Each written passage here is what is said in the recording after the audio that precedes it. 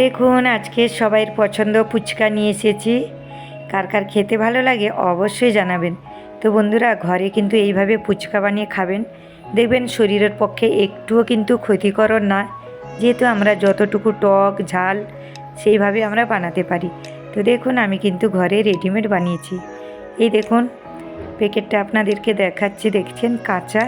তো এখন ছেঁকে নেব। তো দেখুন এখানে পরিমাণ মতন অল্প তেল দিয়েছি। তো যতটুকু দরকার সেইভাবে আমি ছেঁকে নেব। তার আগে জানাই আমার মমতা টেস্টি কিচেনে আপনাদের সবাইকে স্বাগত। বড়োদের প্রণাম, ছোটোদের অনেক অনেক ভালোবাসা। যারা যারা নতুন দেখছেন অবশ্যই চ্যানেলটাকে সাবস্ক্রাইব করে পাশে থাকা বেলটা অন করে রাখবেন। নতুন নতুন রেসিপি আপনাদের কাছে ঠিক পৌঁছে যাবে নোটিফিকেশান। তো দেখুন এখানে আমি আমার মতন যতটুকু দরকার সেইভাবে কিন্তু করে নিচ্ছি। প্রথমে তেলটা গরম ছিল, তার জন্য একটু হালকা লেগে গেছে। তো দেখুন এখানে যতটুকু দরকার সেইভাবে আপনারা চাইলে বানাতে পারবেন। তো অবশ্যই ঘরে থাকলেই কিন্তু বানাতে যখন তখন খুশি মন চাইলেই বানিয়ে ফেলুন, তাই না বন্ধুরা? তো দেখুন আমি আমার মতন বানিয়ে ফেলছি আর আপনাদেরকে শেয়ার করছি কতটা সুন্দর দেখতে লাগছে। গোল গোল দেখুন, বেশ সুন্দর হয়েছে। সেই সব কটা তুলে আবার দিয়ে দিলাম।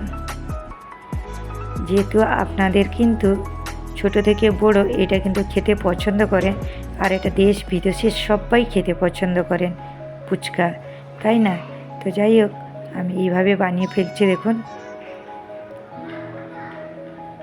দেখুন সব কটা কত সুন্দর গোল গোল করে রেডি, দেখতে পাচ্ছেন?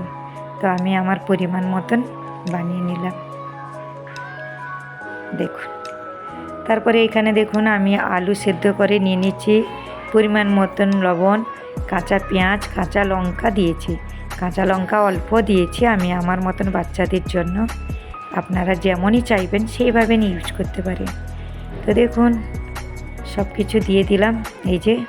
আর এখন জিরে আর শুকনো লঙ্কা ভাজা করে কিন্তু গুঁড়ো করে আমি রেখেছি, সেটাকেও অ্যাড করলাম পরিমাণ মতন। তো আর একটু কম পড়লো বলে দিলাম। এখন দিয়ে দিচ্ছি ধনে পাতা কুচি। এরপরে ভালো করে মাখিয়ে নেব, হাতে কিন্তু মাখিয়ে নেবেন, বেশ সব কিছু একদম একসাথে সুন্দর করে মাখানো হবে।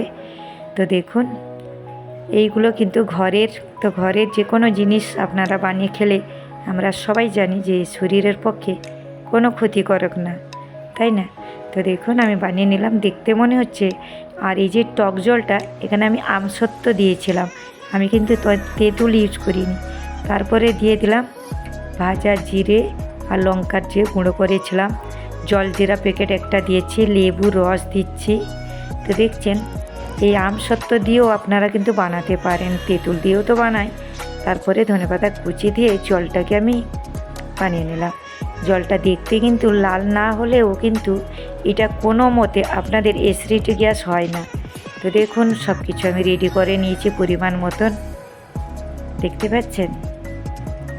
অবশ্যই আপনারা আপনাদের সময় মতন বানাবেন, বাচ্চাদের দেবেন, বেশ ভালো লাগবে। সবাই ভালো থাকুন।